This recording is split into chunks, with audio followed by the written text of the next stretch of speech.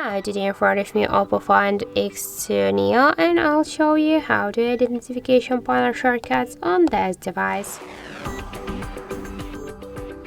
So first, let's open notification panel here, and if you wanna just add here some options or remove some of them, or just to change their positions, we should click here to this edit icon.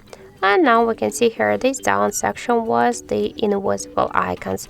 If you want to make them visible, you just should, and to add them to the panel, you should hold the icon and just drag it to this up section. By this way, if you want, you can add here all of these options.